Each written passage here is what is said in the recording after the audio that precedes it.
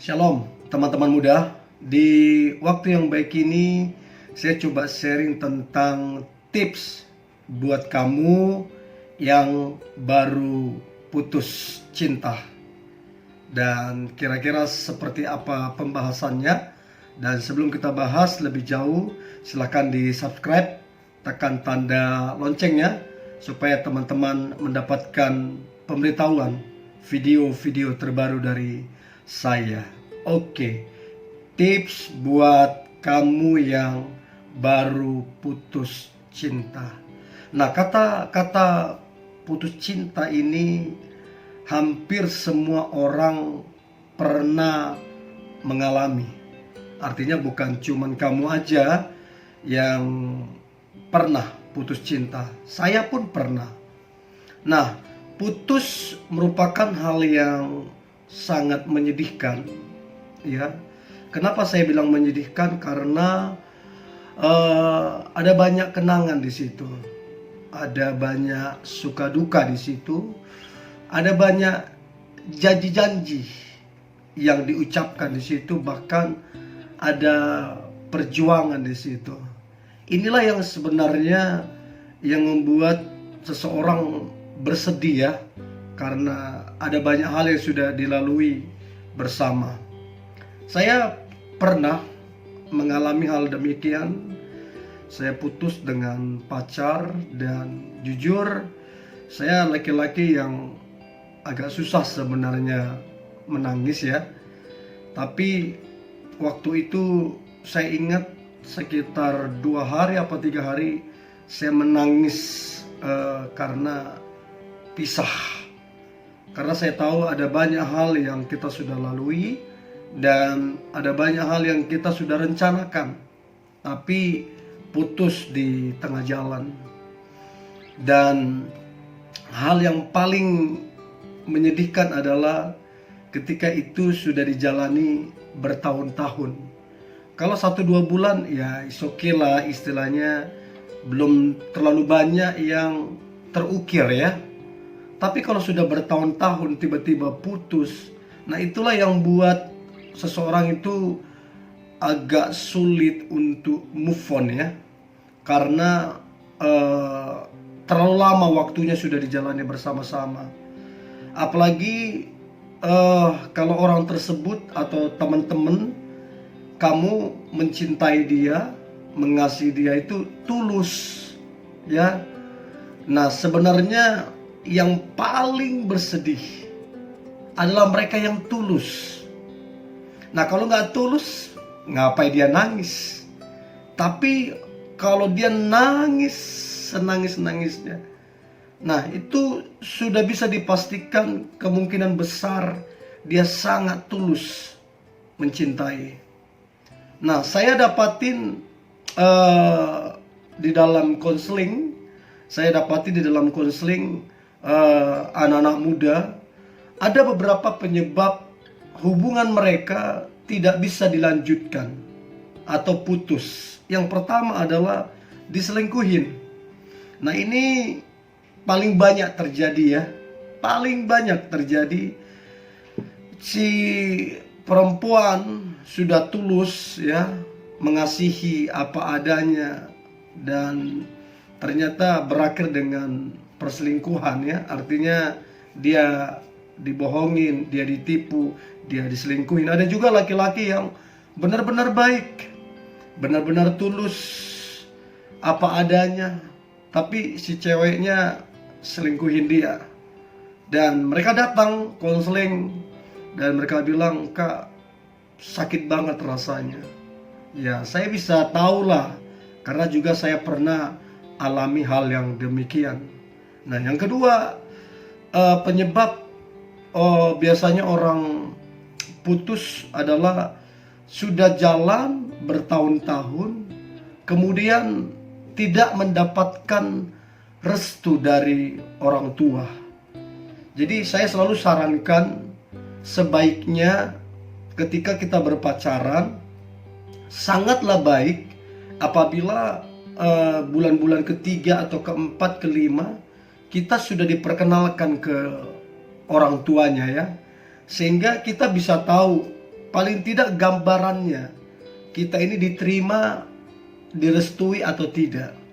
Supaya kalau tidak direstui, teman-teman muda itu udah bisa istilahnya berpikir kira-kira hubungan ini dilanjutkan atau tidak karena tidak direstui. Nah, yang paling menyakitkan adalah ketika sudah dijalani dalam waktu yang sangat lama, kemudian mereka datang ke orang tua masing-masing, namun tidak direstui. Alasannya bermacam-macam. Yang pertama karena beda suku, yang kedua karena beda pendidikan, yang ketiga ya karena kurang kaya.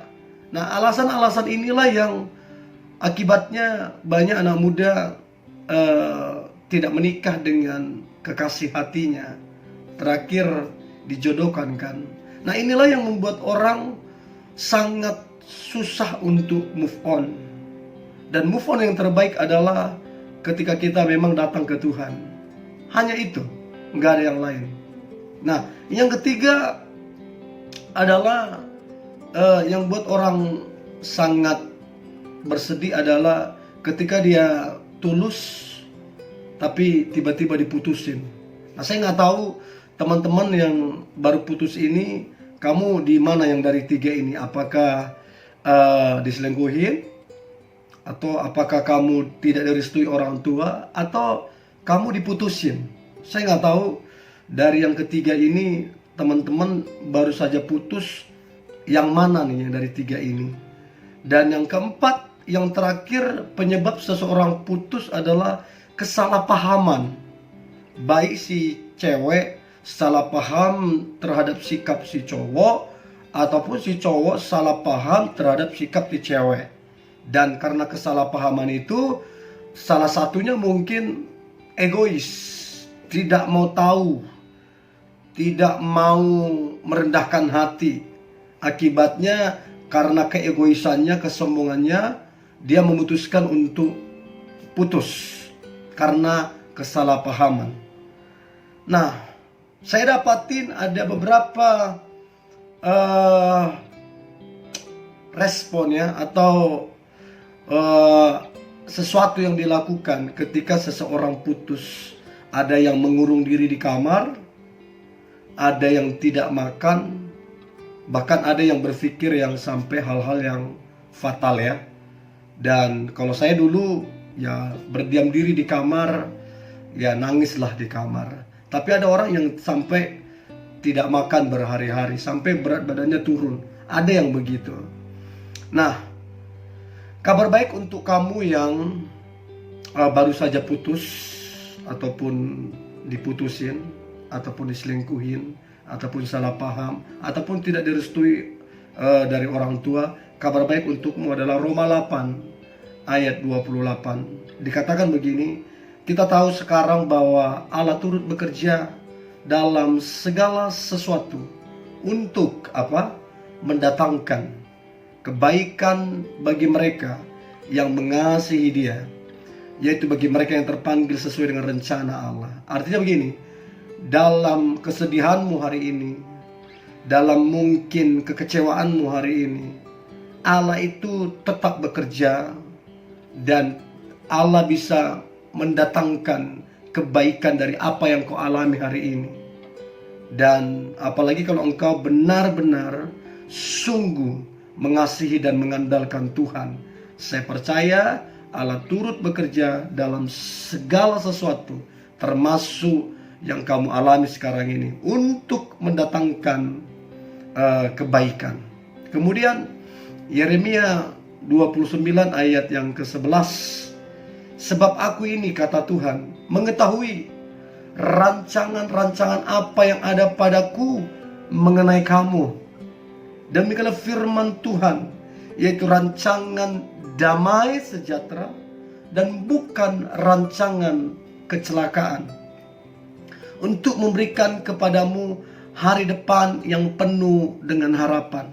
Jadi teman-teman yang kukasihi, yang hari ini kamu putus, mungkin bersedih, ingatlah ini, bahwa Tuhan punya rancangan atas hidupmu, bukan kecelakaan, tapi hari depan yang penuh dengan harapan. So, kalau hari ini kau putus, jangan bersedih berlarut-larut, jangan kecewa berlarut-larut, dan mulailah hapus air matamu, mulailah lepaskan pengampunan, dan mulailah percaya kepada janji Tuhan. Sebab saya percaya rancangan Tuhan itu tidak pernah salah. Satu kesaksian, ada satu hamba Tuhan. Dulu dia cinta banget dengan satu perempuan. Namun karena perempuan itu ketemu dengan pria yang lebih kaya, terus hamba Tuhan ini ditinggalin atau diselingkuhin lah, ceritanya begitu. Nah, setelah itu si perempuan ini yang dia sayangi ini, yang dia kasihi ini oleh hamba Tuhan ini, si perempuan ini mengirimkan undangan ke lelaki ini. Bayangkan, dia benar-benar mengasihi perempuan itu, dan ternyata perempuan itu selingkuh karena ada yang lebih kaya. Dan yang lebih parahnya, perempuan itu mengirimkan undangan pernikahan. Dan hamba Tuhan ini, dia menangis sejadi-jadinya, dan dia kecewa, dia terluka, semua bercampur aduk karena perempuan ini sungguh-sungguh dia kasihi. Nah, setelah itu singkat cerita, si hamba Tuhan ini bertemu dengan istrinya yang sekarang, dan puji Tuhan sekarang hidupnya sangat berhasil, sangat diberkati dan sukses yang hamba Tuhan ini. Nah, dia bersaksi, puji Tuhan, dia tidak jadi dengan perempuan yang dulu dia kasihi itu, yang dulu dia cintai, yang dulu selingkuhi dia, yang dulu memilih laki-laki yang lebih kaya daripada dia. Dia bilang, puji Tuhan, saya tidak jadi sama dia. Karena apa? Karena ternyata si perempuan itu sudah duluan berpulang. Artinya nggak tahu apakah karena kecelakaan, karena sakit kah atau apa, dan sudah tidak ada lagi. Nah, dia bilang, kalau hari ini saya menikah dengan dia, berarti saya jadi duda, begitu. Nah, dari sini kita bisa pelajari bahwa kadang-kadang kita berpikir, kenapa begini ya? Kok menyakitkan ya? Padahal Allah sedang merancangkan yang baik untuk kita, dengan cara kita tidak jadi dengan dia, atau kita tidak bersatu dengan dia. So, teman-teman muda, jangan keburu kecewa, jangan keburu sakit hati, jangan keburu kepahitan, tapi belajarlah mengucap syukur. Siapa tahu di balik semua ini ada sesuatu yang besar yang akan Tuhan percayakan dalam hidupmu. So, tips bagi kamu yang baru putus, ada sekitar 7 tipsnya, dan saya akan kasih secara singkat, dan saya berdoa ke-7 tips ini akan menolong teman-teman muda sehingga engkau bangkit dan meraih masa depanmu. Yang pertama, ingatlah ini dan renungkanlah baik-baik, masa depan kamu itu sedang menunggu kamu. Artinya masa depan kamu yang terbaik sedang menunggu kamu. Bangkitlah. Berhenti menangis, berhenti menyalahkan orang lain, berhenti menyalahkan dia, berhenti menyalahkan keadaanmu. Sekarang bangkit dan mulai mengucap syukur, sebab masa depanmu sedang menunggu kamu. Itu yang pertama. Artinya masa depan sedang menunggu kamu. Bangkit. Yang kedua adalah, ini yang mesti teman-teman ingat. Alkitab bilang bahwa, di kitab Kejadian, bahwa Allah melihat bahwa tidak baik Adam itu seorang diri. Tuhan bilang, aku akan jadikan penolong baginya yang sepadan. Artinya kalau kita merenungkan, Adam tidak berpikir, Adam tidak meminta kepada Tuhan tentang pasangan hidup, tapi Tuhan berpikir dan Tuhan menyediakan. Nah, yang kedua ini adalah, pasanganmu atau jodohmu sudah disediakan Tuhan yang terbaik, yang sepadan. Yang sepadan artinya dia menolongmu, dia mencintaimu, dia mengasihi kamu, dan dia tulus ke kamu. Jadi teman-teman muda, ingatlah Yang kedua ini, bahwa Tuhan sudah menyediakan jodoh atau pasangan hidup yang terbaik untuk kamu. Itu yang kedua. Yang ketiga adalah jangan hidup karena perasaan. Hiduplah karena iman. Kenapa banyak orang terpuruk dalam waktu yang sangat lama? Kenapa orang banyak jatuh bangun?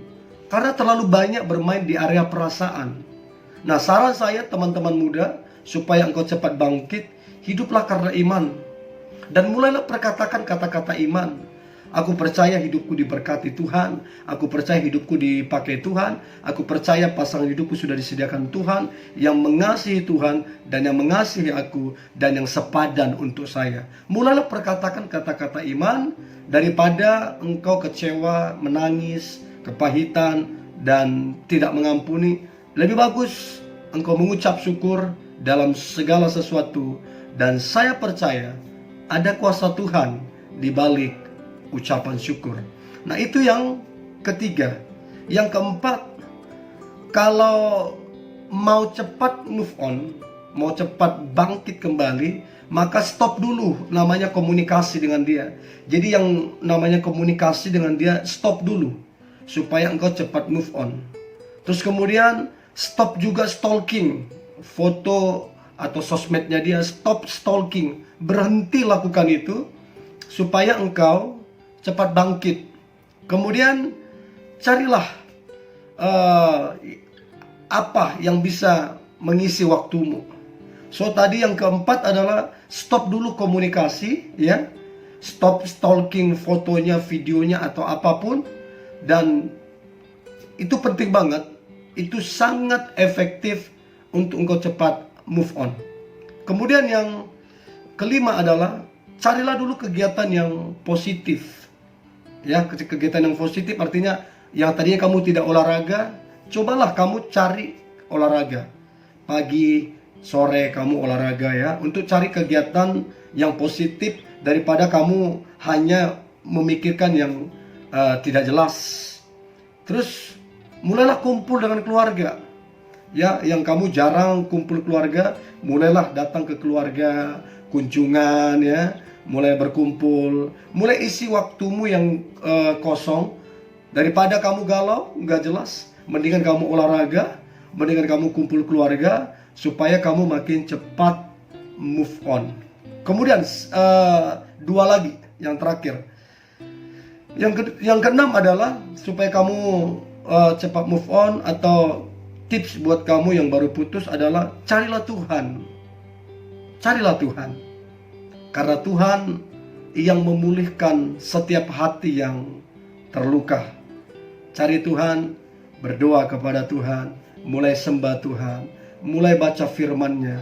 Maka saya percaya ini sangat-sangat efektif untuk kemudian engkau bisa lebih tenang, engkau bisa lebih santai, dan engkau bisa lebih berpikir lebih luas, berpikir lebih dewasa, berpikir lebih ke depan.